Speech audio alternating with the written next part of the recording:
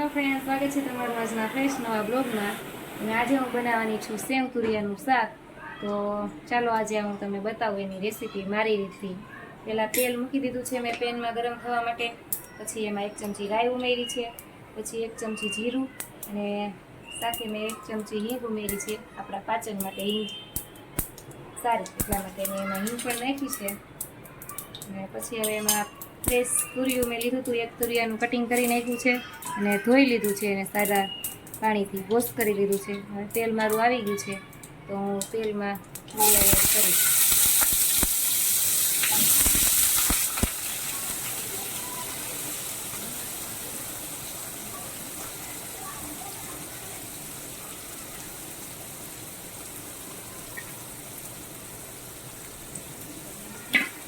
પછી એને થોડી વાર રીતે મિક્સ કરી દેવાનું છે. પછી એમાં નાખવાની છે હળદર, આપણે 1 ચમચી જેટલી. પછી સ્વાદ અનુસાર મીઠું નાખશું. પછી હળદર અને મીઠું બંને તુરિયામાં સારી રીતે મિક્સ કરી દેવાનું છે. આ રીતે મિત્રો મારી ચેનલને સબસ્ક્રાઈબ કરજો અને સાથે મારા વિડીયો ગમે તો લાઈક કરજો અને મને કોમેન્ટ કરીને જણાવજો કે તમારે કેવા વિડીયો જોવા છે, તો હું એ પ્રમાણે મારા વ્લોગ બનાવીશ. તમને રેસીપીના વિડીયો ગમે છે, કોમેડી વિડીયો ગમે છે કે પછી બ્યુટી ટિપ્સના વિડીયો ગમે છે, મને કોમેન્ટ કરીને જણાવજો મિત્રો. પછી તુરિયાને આપણે 5 થી 10 મિનિટ જેટલા ચડવા દેવાના છે.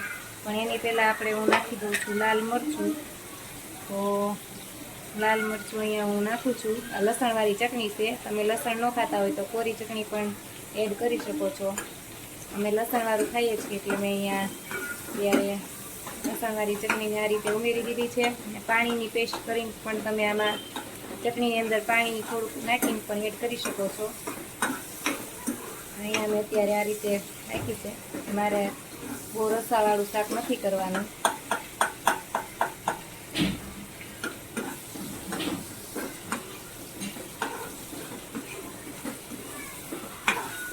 એકવાર તમે સેવ તુરિયાનું શાક જરૂરથી આ રીતથી બનાવશો ને મિત્રો, તો તમે જે લોકો તુરિયાનું શાક નહીં ખાતા હોય એ લોકો પણ તુરિયાનું શાક ખાય.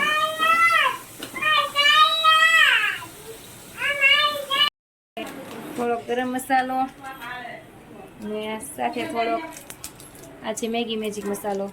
મારી ખાસ સબ્જી હોય એમાં એડ કરું છું. અને આપણે એડ કરીશું આ રીતના છે, એની અંદર મિક્સ કરવાનું છે.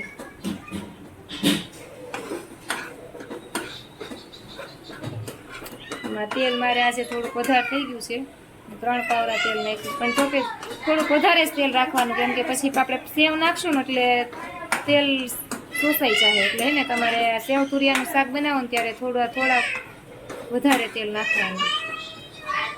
પછી થોડું પાણી એડ કરી દઈશું આપણે રસો કરવા માટે, કેમ કે સેવ નાખશું.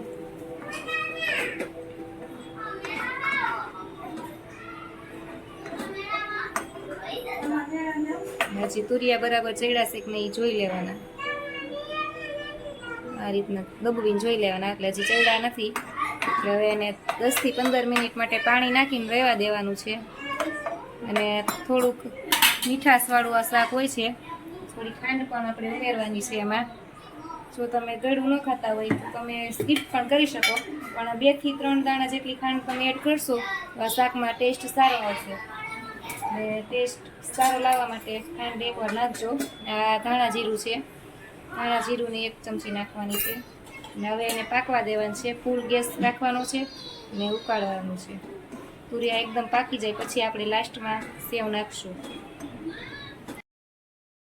આ સેવ લીધી છે અને હવે સેવને આપણે શાકમાં મિક્સ કરી દેવાની છે હવે, કેમ કે તુરિયા એકદમ ચડી ગયા છે.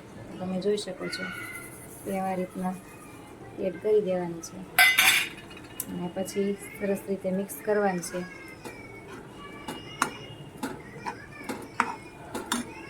રેડી છે આપણું સેવ તુરિયાનું શાક.